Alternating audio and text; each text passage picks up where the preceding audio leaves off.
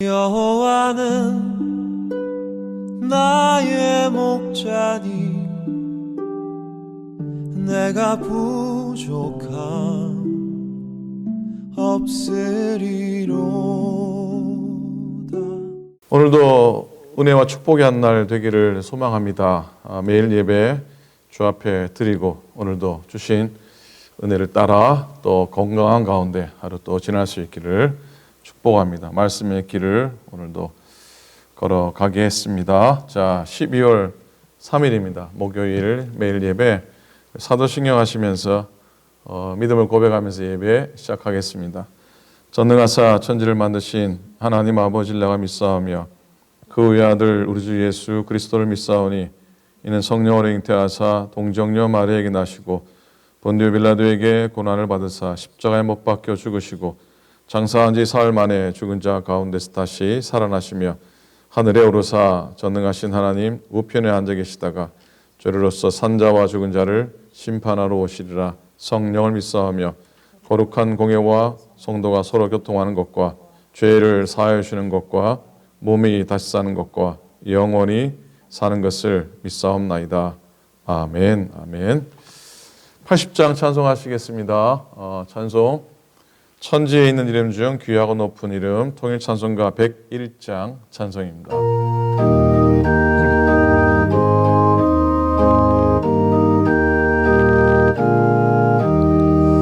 천지에 있는 이름 중 귀하고 높은 이름 주 나시기 전 지으신 구주의 이름 예수 주 앞에 내가 엎드려 그 이름 찬송함은 내 귀에 들린 말씀 중 귀하신 이름 예수 주 십자가에 달릴 때 명패에 쓰인 대로 저 유대인의 왕이요 또 우리 왕이시라 주 앞에 내가 엎드려 그 이름 찬송함은 내 귀에 들린 말씀 중 귀하신 이름 예수 지금도 살아계셔서 언제나 하시는 일 나 같은 죄인 부르사 참 소망 주시도다 주 앞에 내가 엎드려 그 이름 찬송함은 내 귀에 들린 말씀 중 귀하신 이름 예수 주 예수께서 영원히 어제나 오늘이나 그 이름으로 우리에게 참 복을 내리신다 주 앞에 내가 엎드려 그 이름 찬송함은 내 귀에 들린 말씀 중 귀하신 이름 예수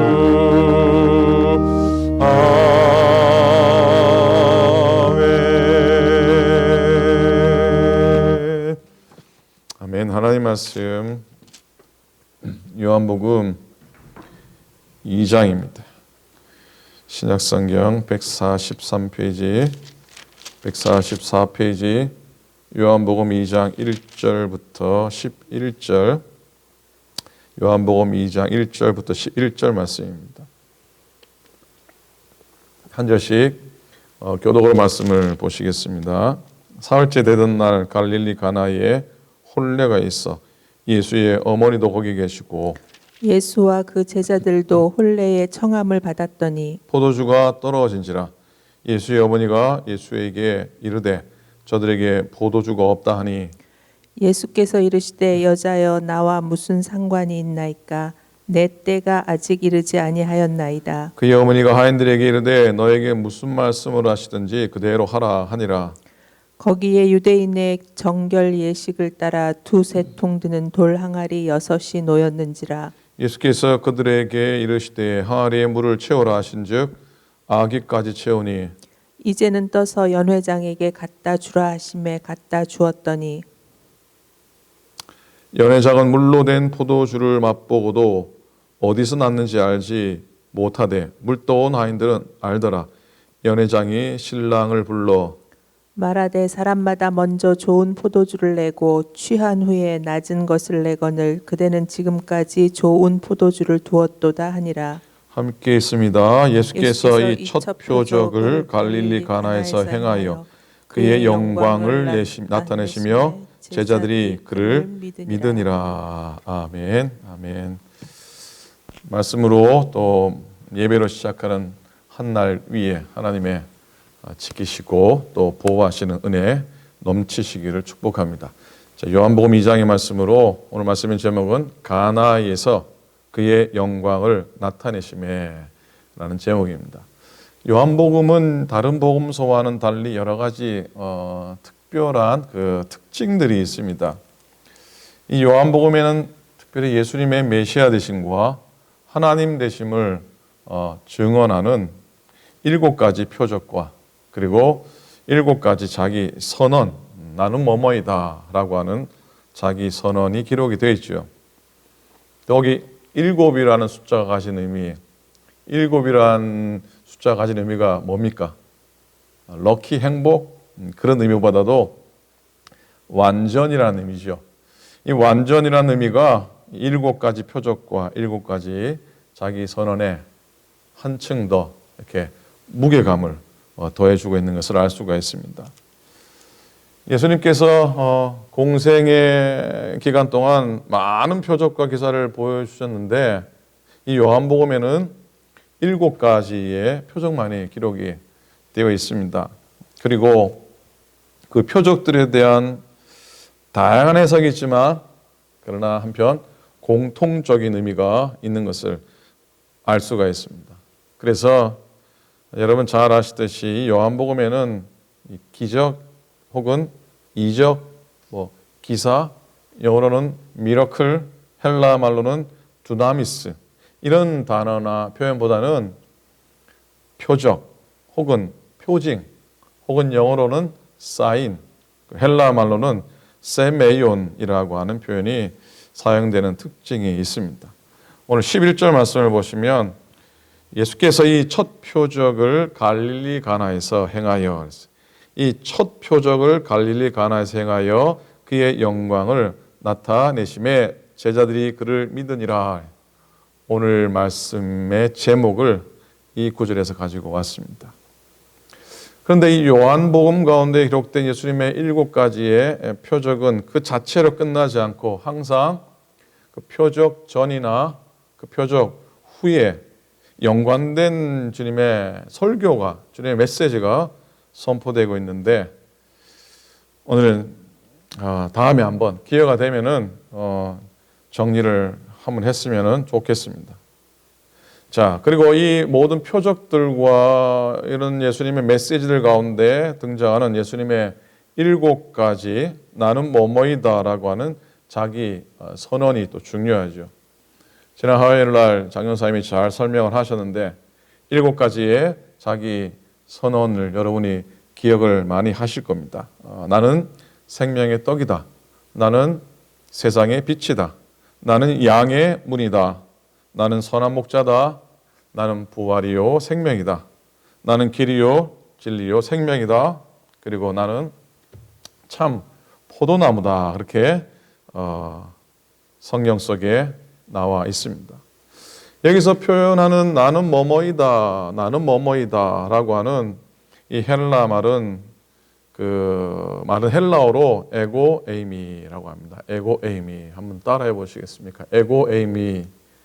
예, 이 말은 성경의 어떤 표현에서 나온 것이냐 하면요, 여러분 아시는 분도 계실 겁니다. 이 표현은 어디서 나온 거냐면 모세가 호렙산 떨기나무 불꽃 가운데 하나님을 경험하죠.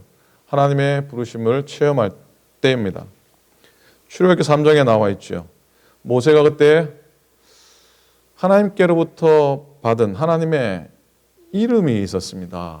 그 이름이 무엇이었습니까? 사모님 무엇이었어요? 나는 스스로 있는 자라고 가르쳐 주셨어요.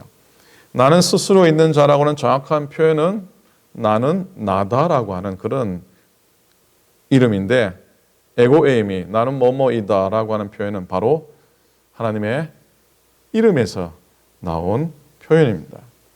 그러니까 즉 요한복음의 7가지 예수님의 정체성을 드러낸 이 표현들은 예수 그리스도의 하나님 되심을 선포하는 아주 결정적이고 중요한 선포와 같습니다. 오늘 읽은 2장의 첫 번째 표적에도 아주 분명하게 나타나 있는 것을 볼 수가 있습니다. 자, 가나 혼인잔치에 포도주가 떨어졌습니다. 예수님의 어머니께서 예수님에게 해결해 줄 것을 청합니다. 그래서 예수님은 물로 포도주가 되게 하는 표적을 행하셨습니다. 그런데 이 본문 속에 유독이 아주 구체적으로 적어놓은 한 구절이 눈에 들어오는데 6절입니다. 거기에 유대인의 정결 예식을 따라 두세 통 드는 돌 항아리 6이 놓였는지라 그랬어요. 그냥 뭐 돌 항아리 몇 개라고 하면 될 표현을 정확하게 적고 있는 것이죠. 그 항아리에 샘물을 채워서 포도주가 되게 하신 겁니다. 자, 이 표적의 의미는 곧 율법은 더 이상 생산적이지도 않고 구원의 도구가 될 수 없으며 오직 예수님의 새로운 복음만이 생명력이 있고 구원에 이르게 할 수 있다는 사실을 상징적으로 보여준 사건이라 분명히 결론 내릴 수가 있습니다. 이렇게 이 표적뿐만 아니라 다른 6가지 표적도 마찬가지로 이 모든 표적이 궁극적으로 보여주고 있는 참뜻과 의미는 예수님의 하나님 되심을 증거하고 있다고 하는 겁니다. 다시 말씀드리면 예수님이 많은 표적을 행하셨는데 그 표적을 통해서 당신의 신성과 하나님으로서의 능력을 보여주고 계시다고 하는 겁니다. 그리고 그때마다 그 표적과 그 주님의 말씀을 듣는 청중들의 진지한 반응을 통해서 믿음의 대상과 실체에 대해서 반복적으로 일깨워주고 있는 것도 우리가 알 수가 있습니다. 자, 오늘 본문 말씀 갈릴리 가나라는 마을에 물로 포도주를 만드신 표적의 사건. 자, 가나라고 하는 마을은 예루살렘에서 나사렛에서 아주 가까운 동네입니다. 8km 정도 떨어졌으니 한 6마일 정도죠. 걸어가면 몇 시간이겠습니까? 걸어가면 2시간 정도, 좀 더 될까요? 그렇게 걸리는 곳입니다. 제가 1994년인가요? 1995년인가요? 25년 됐네요.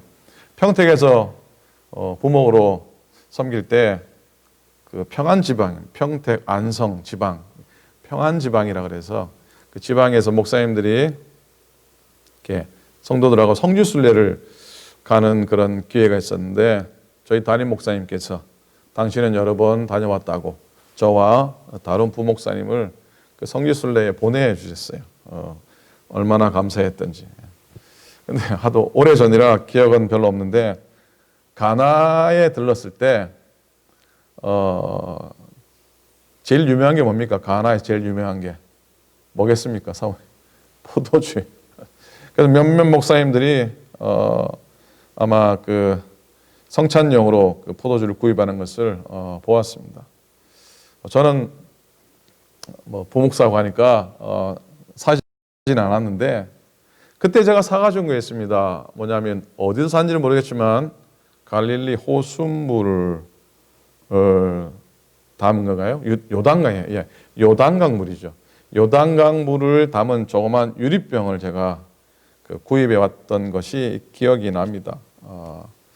제가 다시 한번 성교수리를 가고 싶은데 언제 기회가 올지 모르겠습니다만 가게 된다면 이번에는 성찬용 가나 포도주를 사가지고 올까 하는 생각도 있긴 합니다만 어쨌든 그때 사가지고 온 그 요단강 물을 담은 유리병을 오래 제가 간직했던 것 같아요. 그래서 맞는지 모르겠는데 미국 유학 올 때까지 아마 가지고 오지 않았을까. 또 틀리면은 집사람도 혼나는데 아마 나중에 세크라멘토 교회 세례 줄 때 세례 용기에 물과 섞어서 세례를 베풀었지 않았나라는 생각이 들긴 합니다. 어쨌든 그런 기억인데 가나에 대한 그런 기억이 또 있습니다. 여러분 오늘 본문을 통해서 가나라는 말에서 예수님이 물로 포도주를 만드신 기적에 몇 가지 또 깨달을 바, 또 교훈받을 바가 있습니다. 오늘 본문의 표적은 혼인집에 포도주가 남아 돌아갈 때가 아니었고 떨어질 때였습니다. 3절에 보면 포도주가 떨어진지라 있어야 할 것이 없을 때, 더 이상 어찌할 수가 없을 때 예수님이 기적을 행하신 겁니다. 포도주가 떨어졌다는 걸 뭘 의미합니까? 혼인잔치 하는 집에서 포도주가 떨어지는 건 뭐 생각지도 못할 일 아닙니까? 잔치를 베푸는데 여러분 잔치를 베푸는데 음식이 다 먹지도 떨어지면 얼마나 당황스럽겠습니까? 그죠? 사람들은 그렇게 모두가 설마 하다가 낭패를 당하는 경우가 많이 있습니다. 자, 설마 하다가 등불에 기름이 다 떨어졌던 미련한 5 처녀. 결국 혼인잔치에 들어가지 못합니다. 말로만 주여 주여 하는 사람이 설마 하다가 천국에 들어가지 못하는 겁니다. 우리는 이 세상에 살아가는 동안 스스로 풍족하다고 생각할 때 이처럼 예기치 않은 궁핍함을 당할 때가 있습니다. 그리고 가장 기뻐해야 할 때에 어려움 닥칠 수도 있음을 기억해야 할 것입니다. 그런데 문제는 이와 같이 부족한 상태, 모자란 상황이 됐을 때 어떻게 해야 하느냐 문제죠. 오늘 본문 보니까 말씀 가운데 예수님 어머니 마리아가 이런 상황을 딱 눈치를 채고 예수님께 이 사실을 고했습니다. 어머니 마리아가 무슨 마음으로 예수님께 부탁을 했는지는 잘 모르겠습니다만 어쨌든 아들 예수에게 청을 합니다. 자, 우리의 필요한 것들, 우리의 부족함의 상태를 예수님께 즉시 아뢰는 우리의 모습이 필요하죠. 물론 예수님이 어머니의 말을 듣고 처음에는 좀 냉담했죠. 왜? 아직 때가 되지 않았기 때문이었기도 했습니다만 어쨌든 여러분 예수님이 들어주시고 안 들어주시는 것은 예수님 사정이고요. 우리는 우리의 사정을 주님께 즉시 고하는 것이죠. 고해야 합니다. 그리고 예수님 명령을 따라 해야죠. 즉 순종하는 것. 여러분 물이 포도주로 변하는 기적은 순종할 때 일어났다라고 믿습니다. 본문 5절에 보니까 그의 어머니가 하인에게 이르되 너희에게 무슨 말씀을 하시든지 그대로 하라. 그리고 예수님은 그 집 하인들에게 명하기를 항아리에 물을 채우라고 하십니다. 특히 7절에 보니까 어떻게 독특하게도 아구까지, 아구가 맞습니까? 귀가 맞습니까? 새로 된 번역에는 귀라고 나오는데 어쨌든 귀까지 채우니라고 했어요.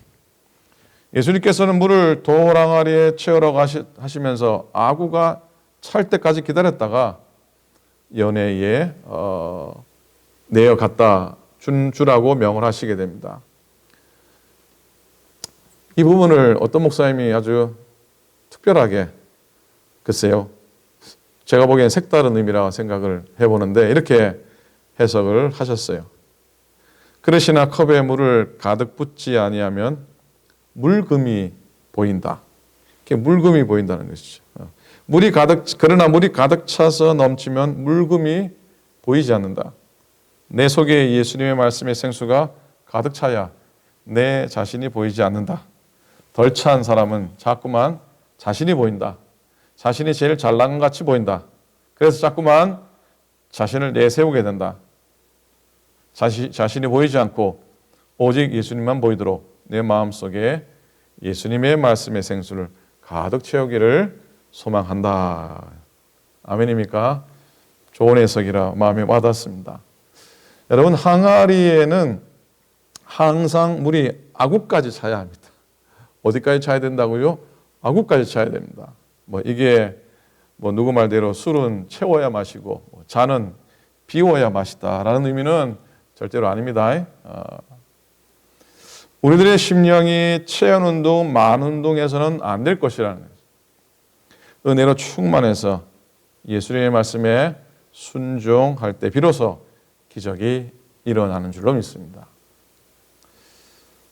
오늘 본문 중에 또 특별한 장면을 보게 되는데 어떤 부분이냐면 물이 포도주로 변한 기적을 아는 사람은 예수님의 말씀에 순종하여 행한 사람들이라는 것을 발견하게 되죠.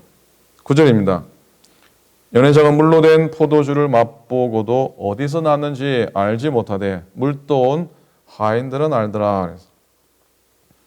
자, 포도주를 마시고 즐기는 사람들은 다만 그 맛을 아는데 그칩니다. 정말 그리고 그 맛있는 포도주가 누구의 손에 의해 어떻게 만들어졌는지는 알지 못하고 있습니다. 그러나 예수님 말씀을 듣고 그 말씀대로 순종한 하인들만이 그 비밀을 알고 있었던 것이죠. 자, 물로 만든 포도주를 맛본 연회장, 그 잔치를 주관하는 사람이죠. 이런 맛있는 포도주가 어디서 났냐고 감탄을 하죠. 이 연회장은 분명히 미식가였을 텐데 말이지. 근데 그 전문가도 모르는 비밀을 전하고 그러나 순종했던 하인들은 알고 있었다고 하는 그 놀라운 반전이 여기에 있다고 믿습니다.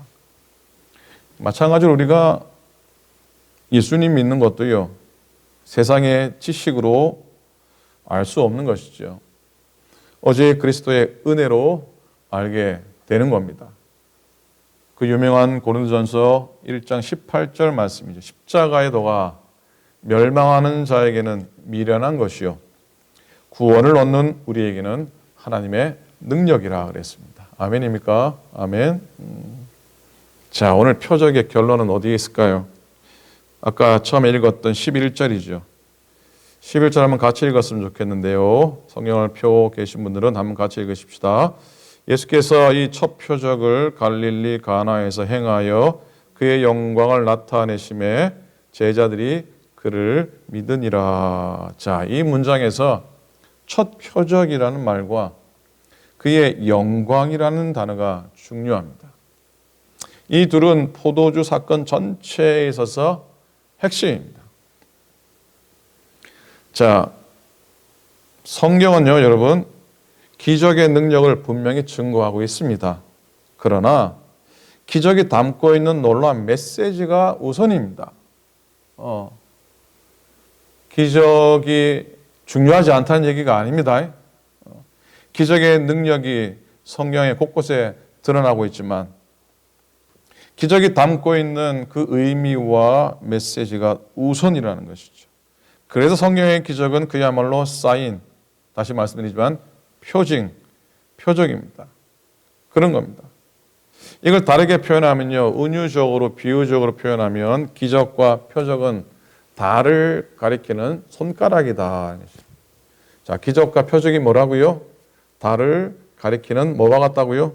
손가락과 같다는 말입니다. 무슨 말입니까?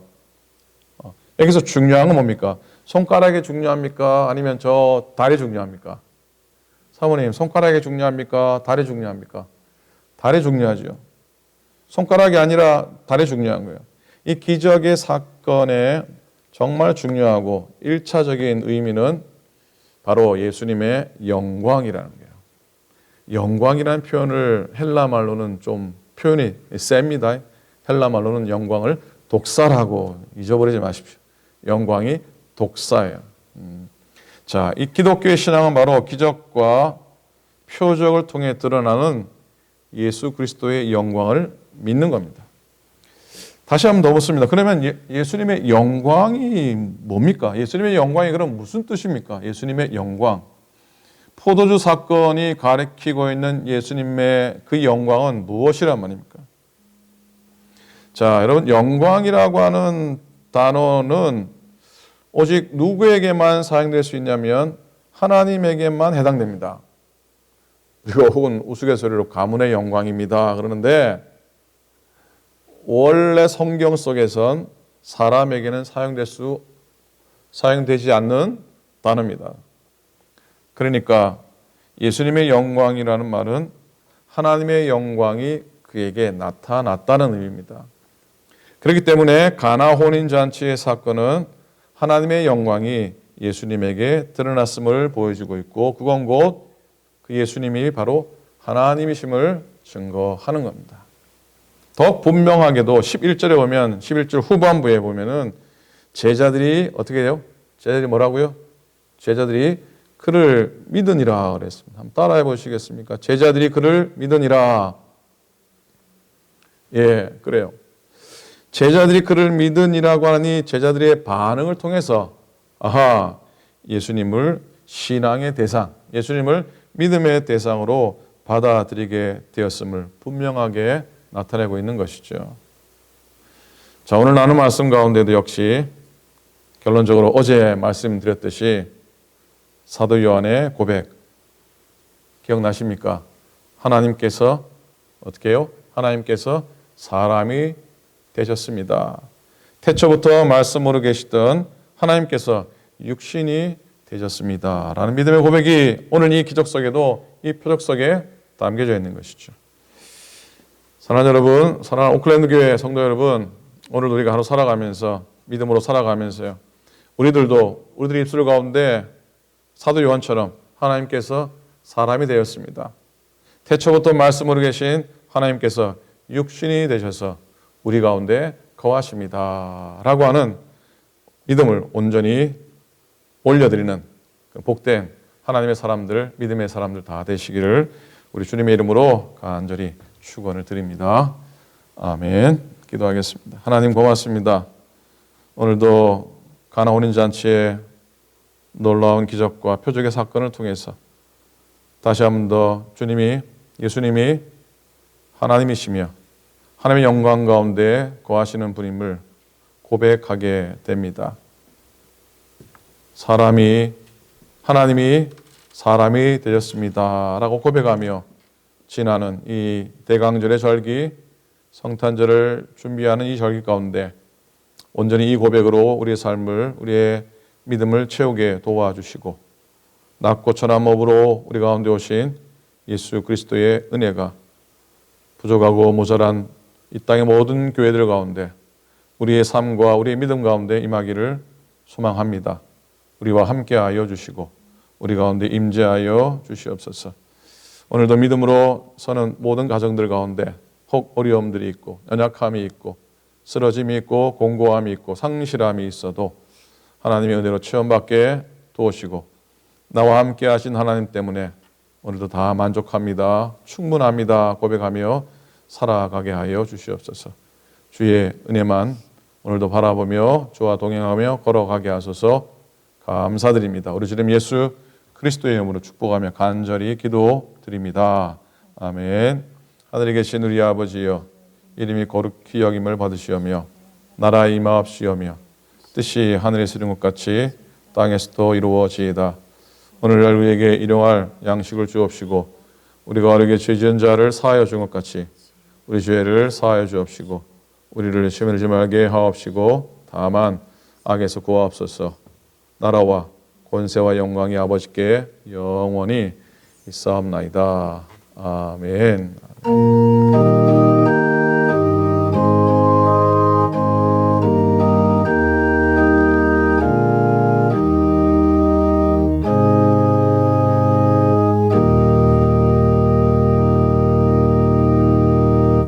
아멘.